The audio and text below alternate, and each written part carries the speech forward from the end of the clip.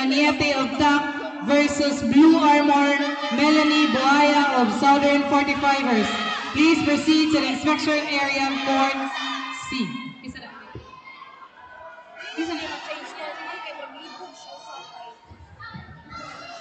Dragons, Pomsei Female Individual Junior Black Belt Division, Jen Kyla Fernandez of HCT.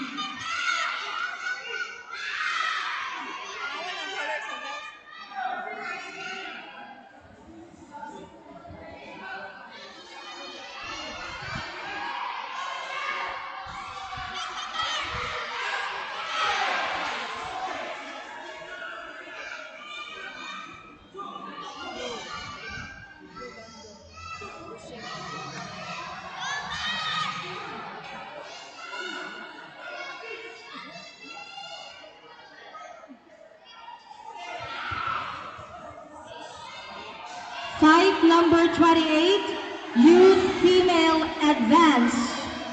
Red Armor, Alquinora Eunice Delgado of Southern 45ers versus Blue Armor, Sue Anika Rai Conde of TAC. Fight number 28, Youth Female Advance. Red Armor, Alquinora Eunice Delgado of Southern 45ers versus Blue Armor, Sue Anika Rai Conde of TAC. Fight number 28, Youth Female Advance. Red Armor, Alquinora Eunice Delgado of Southern 45ers versus Blue Armor, Sue Anika Rai Conde, TAC.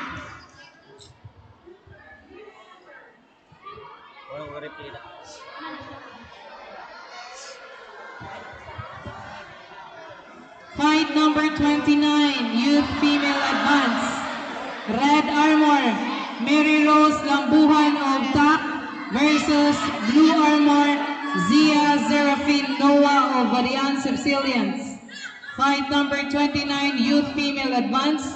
Red Armor, Mary Rose Lambuhan of TAC versus Blue Armor, Zia Serafin Noah of Varian Civilians. Please proceed to the inspection area, Court C.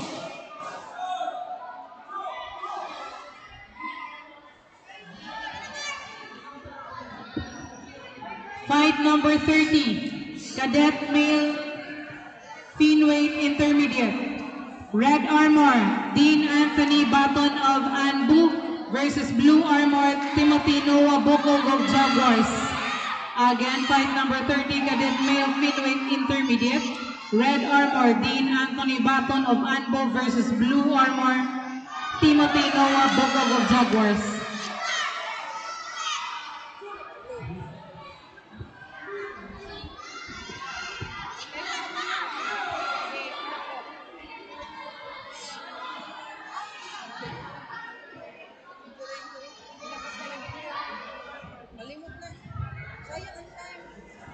Tigers, Pomsei Female and Individual, Yellow Belt Division.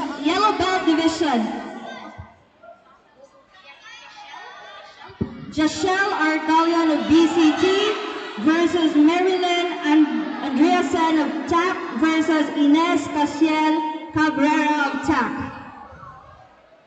Tigers, Female Pomsei Individual, Yellow Belt Division.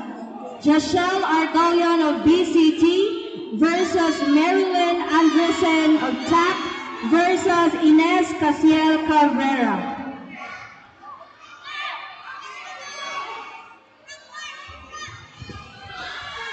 Yellow Belt Division, Tigers Pomsei Individual Female. Jashelle Argalian of BCT versus Marilyn Andresen of TAC versus Ines Casiel Cabrera of TAC.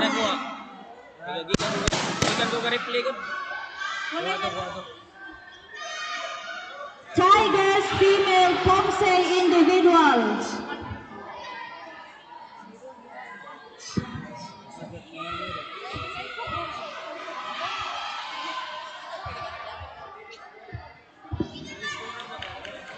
Last call for Yellow Belt Division. Jashelle Argalian of BCT versus Marilyn Andreasen of TAC versus Ines Casiel Cabrera of TAC.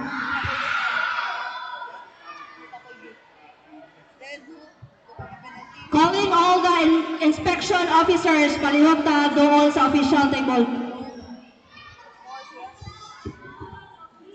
Calling all the inspection officials, palihog ta doon diri sa lamisa.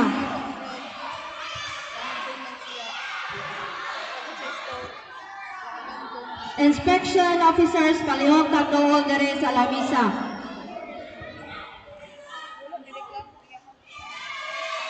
Inspection officers, palihog ta doon diri sa lamisa.